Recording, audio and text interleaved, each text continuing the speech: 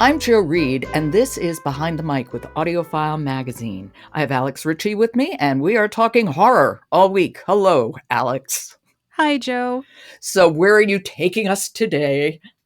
Okay, so today we're going to be talking about When the Wolf Comes Home by Nat Cassidy, read primarily by Helen Laser and also by Nat Cassidy.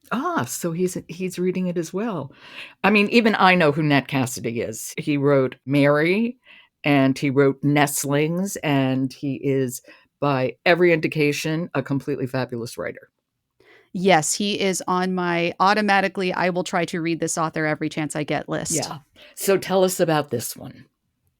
So this audiobook really presents itself like it might be just a typical werewolf novel, but it completely surprised me.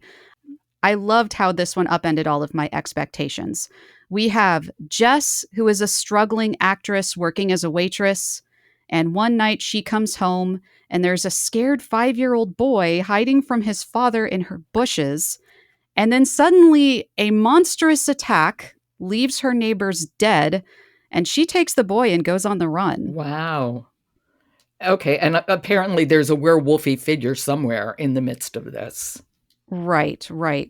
So Laser does a really good job of connecting with Jess, who's just trying to live her life, trying to get by, also trying to get her job as an actress going. And she is just not expecting anything that happens. This is definitely a book that has big bursts of violence. So, as you can imagine, she's reacting to this, and Laser really does a good job of reading that. And as Jess and the boy's relationship develops, you get a whole lot of this caution from Laser, who's just being very careful. The boy has a mysterious power that Jess doesn't quite understand, but she knows she needs to be careful. So she's being really cautious, but showing a lot of that parental interest. Jess isn't a parent herself, so she's talking to the child like he's a child. It's interesting because I think I like Helen Laser as a narrator a lot, and I think she's really good at shifting tones and timbres so she easily takes on other characters. But it's hard to be a little kid. How is she as the little boy? Oh, she makes me want to cry every time she Oh. voices this little boy and he is scared. I felt my eyes get wet several times. Yeah, I get that. Doesn't really surprise me. She's so good at that. She really, really is. And how does Nat Cassidy come in as a narrator? So Jess has an absent father who lived in a cabin isolated from the world and wrote letters to Jess that he never sent.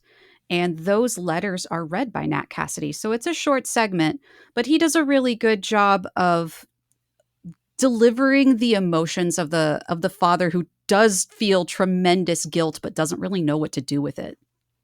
Okay. And we're going to hear a little. Do you want to set this up? Sure. So this is going to be Helen Laser narrating, and we have Special Agent Santos is being briefed on a series of peculiar, violent, and especially bizarre events.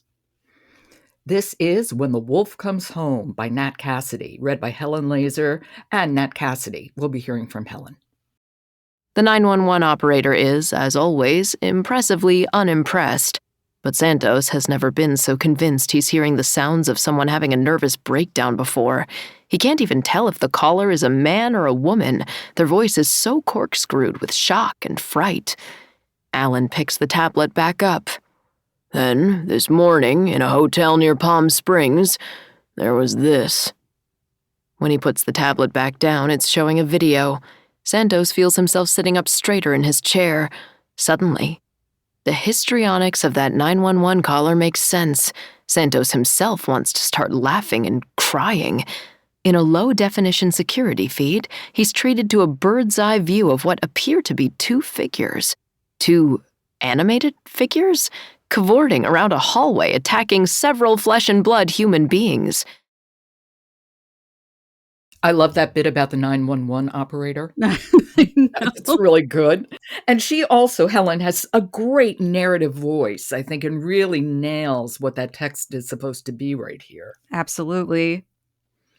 interesting. I always think horror is kind of, one way to process this crazy world we live in. I agree. I think that this is really talking about the nature of fear and the relationship between a father and a child. So it's definitely got it's got an emotional core to it despite all of the violence and gore. So characters are characters. They're not just archetypes. Right. And that's what really surprised me about Yeah. this one is the characters were extremely complex. And I just felt myself tugged along by my heartstrings throughout the entire audiobook. Which doesn't happen often in werewolf stories. Right. Okay, that's When the Wolf Comes Home by Nat Cassidy, read by Helen Laser and Nat Cassidy. Alex, thank you. You're surprising me all week with horror. No, but I mean, the complexity of all the stories, so okay. Talk to you tomorrow. Support for Behind the Mic comes from Zondervan, publisher of Joy Bomb, written and narrated by Grammy Award nominee and pastor Torrin Wells.